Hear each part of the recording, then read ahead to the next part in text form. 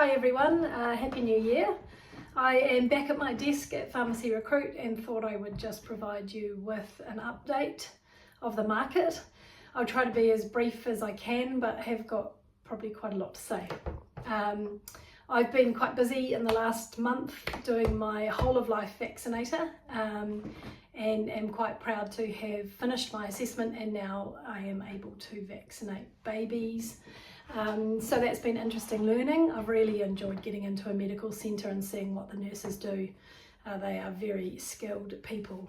This market update is based on the last 4 months of placements we've done in the migrant space, in the locum space, the permanent space, the technician space. So on the migrant side, we see Australia has slowed the entry of international pharmacists into Australia. So for about 6 months now, we've had a huge influx of international candidates.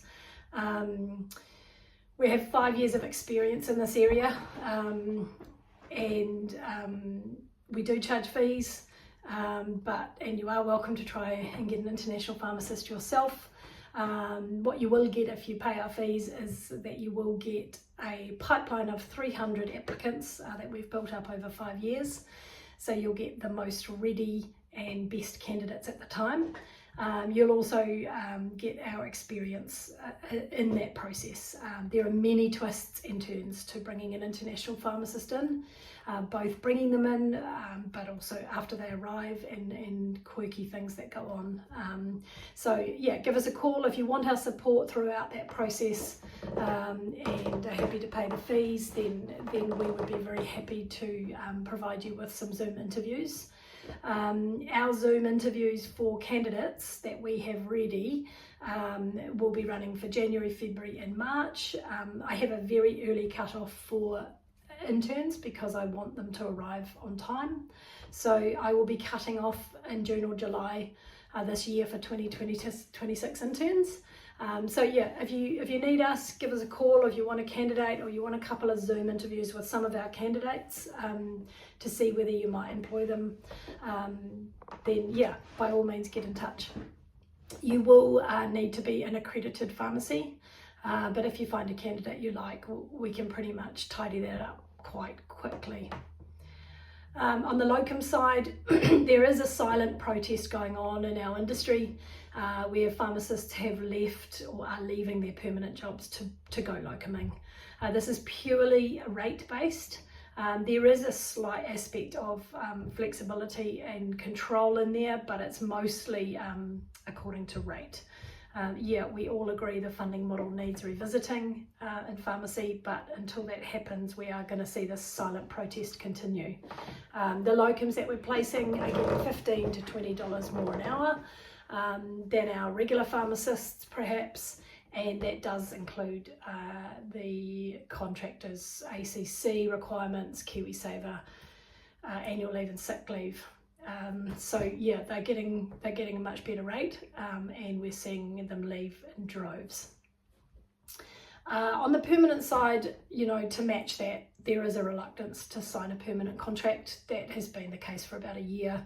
We are having more success with part-time contracts, and we are seeing pharmacists often want 2 part-time contracts that are permanent. So they might want to work 2 days in one pharmacy, 2 days in another, or 2 and 3, or whatever they want. But we're having a bit of success with that kind of scenario at the moment.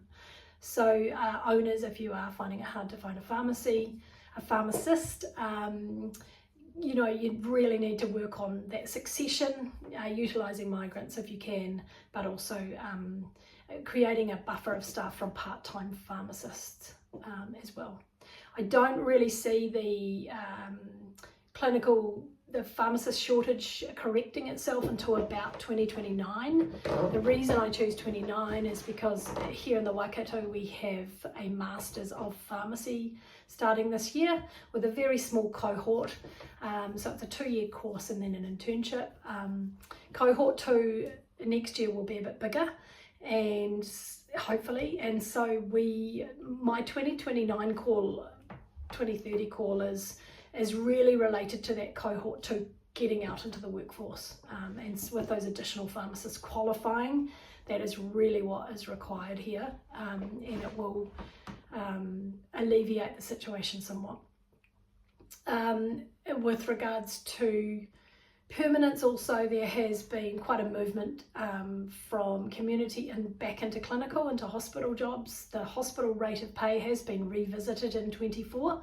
There has been a substantial pay rise, and I believe there may also be another pay rise in hospital pharmacy as the contracts get reviewed, I think in January. I'm not certain about that, but community owners, you are competing with this movement back into hospital pharmacy, so you know that is hard as well. On the technician side, I can confidently say there's enough technicians in New Zealand now. There really is. There's a glut in some city centres, and there's a glut of trainee technicians in city centres. There is a culture that we've seen in the last year from some technicians who seem to be wage chasing. Just a caution to those technicians. I agree that you should be paid a higher wage for what you do, but when you jump around from job to job every 6 to 8 months, and we start to see a CV over 5 years where you've had 6 or 7 roles, you know, owners have become wary of that situation, and they should be wary of that situation. I think you'd be much better to have the confidence to talk to your owner about the rate of pay that you're receiving, rather than jump from job to job. And obviously owners, if you can remunerate your hardworking, solid technician that's been there for years and years, that is also pretty advisable. I think that's it from me. Yeah, if you've got any questions about the industry or anything I've said, feel free to give me a call. I'd love to talk to any of you, and I'd love to help you with your long-term staffing needs. Thanks very much.